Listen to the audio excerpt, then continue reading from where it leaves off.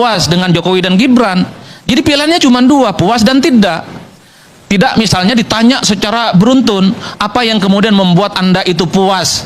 Apa yang kemudian membuat Anda tidak puas? Kan itu yang tidak terpotret dalam survei, udah. Kalau di background satu-satu, tentu pertanyaan surveinya panjang dan membutuhkan logistik yang juga panjang. Jadi pertanyaan di survei itu seringkali kenapa tertutup? Ya karena memang pertanyaannya terbatas. Itu pertama ya. Nah yang kedua, argumen yang sifatnya kualitatif. Ini yang kemudian saya coba untuk breakdown. Jadi ketika muncul persepsi publik, survei-survei yang muncul 80% yang percaya terhadap Prabowo dan Gibran, itu banyak yang protes.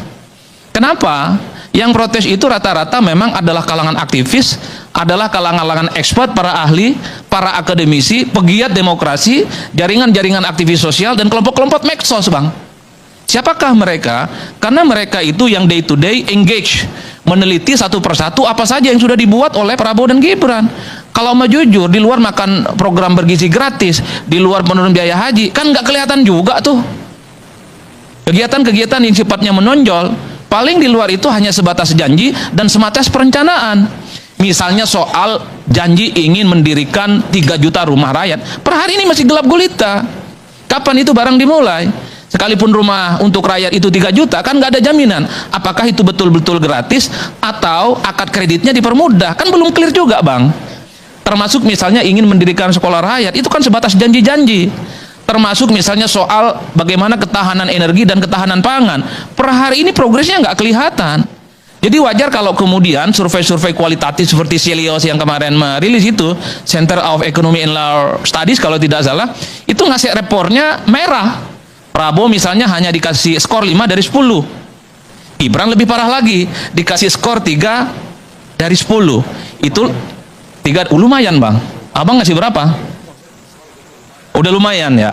Nah itu yang saya kira per hari ini tarung opini antara preferensi yang menggunakan survei opini publik dengan yang berbasiskan kualitatif itu juga perang-perangan yang sering dipakai. Problemnya adalah kita itu meyakini sebuah fakta tergantung selera politik. Kalau publik itu merasa dekat dan menjadi bagian dari kubu pemerintah, pasti yang digunakan referensinya adalah survei Litbang Kompas dan survei yang kemudian membuat Prabowo dan Gibran itu puas di atas segala-galanya. Tapi sebaliknya, kalau suasana hati yang kemudian menjadikan masyarakat itu kritis, anti pemerintah, dan menganggap Prabowo dan Gibran itu belum bekerja, pasti menggunakan survei-survei kualitatif seperti Celios sebagai preferensi utama. Makanya kalau kemudian saya simpulkan, kira-kira bagaimana pendapat saya terkait dengan 100 hari kinerja Prabowo dan Gibran? Ya sedang-sedang saja, tak baik dan tak buruk. Saya kan memang mazhabnya ingin menyenangkan semua pihak, Bang Karni. Ingin mengatakan bahwa Prabowo belum bekerja, tentu agak sedikit bohong dan munafik. Apapun judulnya, program makan bergizi gratis sudah berjalan kok. Sekalipun tahap awal itu 1 juta, banyak compang-camping kanan kiri, menggelontorkan dana 71 triliun itu nggak gampang. Meski banyak juga statement-statement yang menyebalkan gitu ya, yang seakan-akan ini ingin menutupi bagaimana anggaran kita memang nggak siap buat makan bikin gratis. Misalnya disarankan untuk kelor untuk dikonsumsi. Aduh Bapak Ibu, tanpa diinstruksikan sekalipun kita yang petani makan daun kelor sampai sekarang kok. Enak betul itu. Dan kita baru tahu daun kelor itu ternyata masuk program strategis nasional. Jangan juga bikin statement-statement yang seakan-akan serangga. Apalagi ya teman-teman, pagar laut masih menjadi pembicaraan hangat publik teman-teman. Ya karena banyak yang terlibat di dalamnya, oknum-oknum yang terlibat di dalam pagar laut tersebut. Ya tentu ini masih proses hukum akan terus berjalan tentang pagar laut ini teman-teman. Nah kita tahu bahwa pagar laut ini bukan ya hanya sedikit teman-teman, ini sudah mencapai 30 km dan itu artinya bahwa itu bisa mengancam kedaulatan negara kita.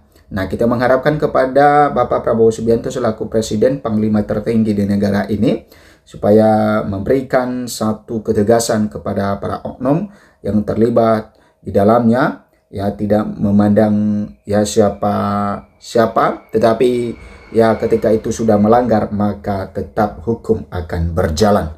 Oke, di sini dikatakan ekonomi kemarin pengalihan rute karena api hingga solar pagar laut. Ya, oke, kita lihat di sini teman-teman.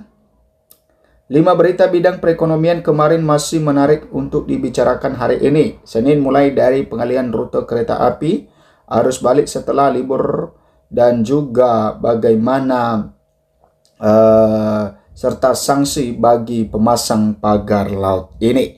Ya, memang teman-teman, ya harus kita mengharapkan bahwa sanksi untuk pagar laut ini harus benar-benar ada. Karena nantinya kalau tidak ada sanksi bagi pagar laut ini, ya para oknum yang melakukan pemagaran laut, maka ya bisa saja nanti di kemudian hari ya terjadi terulang lagi. Nah, itu sesuatu hal yang kita harapkan supaya tidak terjadi atau terulang kembali. Oke, pemerintah mengusut perusahaan di balik pagar laut. Nah, setelah menuai desakan publik, pemerintah bergerak menuntaskan masalah pagar laut di sejumlah titik, mulai dari perairan utara Kabupaten Tangerang, Banten, hingga perairan Bekasi, Jawa Barat. Kementerian Agraria dan Tata Ruang Badan Pertanahan Nasional ATR BPN secara bertahap mencabut sertifikat hak guna bangunan SHGB dan sertifikat hak milik SHM terkait pagar laut tersebut.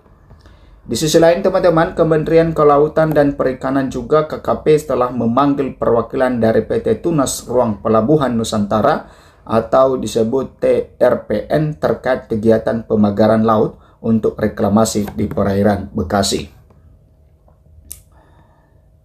Oke.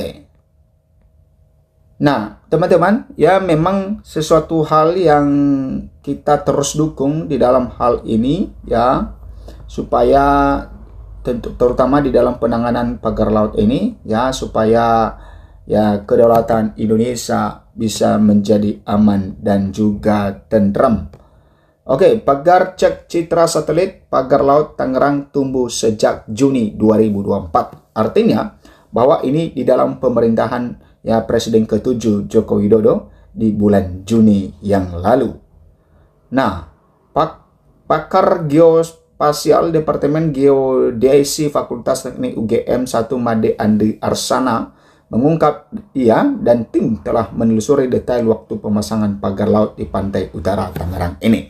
Nah, ternyata setelah diselidiki dan dicek bahwa ya kapan ya pagar laut ini ditancapkan atau dikasih pagar laut ini mulai sejak Juni 2024. Artinya bahwa masih dalam pemerintahan ya Joko Widodo, dan juga kalau di Tangerang Bekasi itu masih ya pemerintah daerahnya masih Ridwan Kamil ya.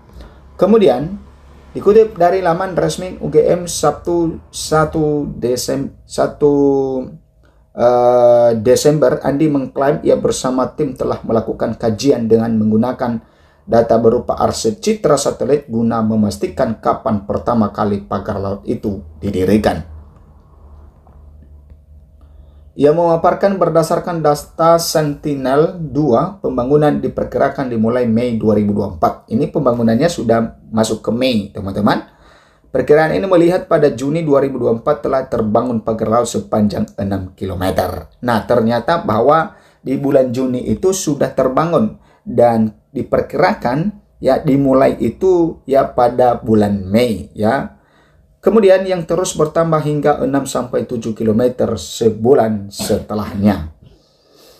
Oke, menurut Andi, pagar laut ini terus memanjang secara bertahap hingga November 2024. Nah, yang menjadi pertanyaan dan teman-teman, ketika ada orang yang memagari pagar laut ya, pagar ini atau memagari laut ini teman-teman, laut itu, maka apakah tidak ada yang melihat di dalam hal ini?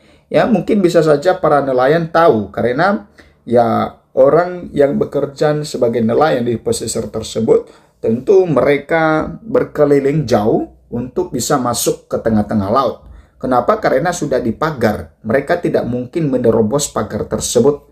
Nah, tentu ini memakan waktu mereka, ya memakan bensin mereka, dan tentu penangkapan yang mereka dapatkan ya lebih sedikit karena sudah lama di perjalanan keliling memutar ya, sehingga tidak maksimal pekerjaan mereka. Kemudian kita lanjut teman-teman, masih menggunakan metode kajian yang sama. Andi dan tim juga membuktikan jika paham ya soal kehadiran pagar laut untuk pengendali abrasi kurang tepat. Ya memang tidak mungkin teman-teman pagar laut ini ada ya karena pengendali abrasi, ya itu tidak masuk akal. Pandangan tersebut dikarenakan hasil pengamatan citra satelit menunjukkan bahwa area pagar laut sejak dulu memang bagian dari perairan atau bukan merupakan tanah tenggelam. Ya, Andi juga memaparkan data citra menunjukkan sejak 1976 itu garis pantai masih berjarak ratusan meter dari lokasi pagar laut yang sekarang kondisi serupa terlihat hingga 1982. Artinya bahwa sekalipun muncul sejumlah klaim serta sertifikat tanah, tapi citra satelit membuktikan area tersebut tidak pernah menjadi daratan. Nah, ini yang dipersoalkan teman-teman, kenapa ya masih ada ya sertifikat tanah di situ, padahal itu adalah daerah laut.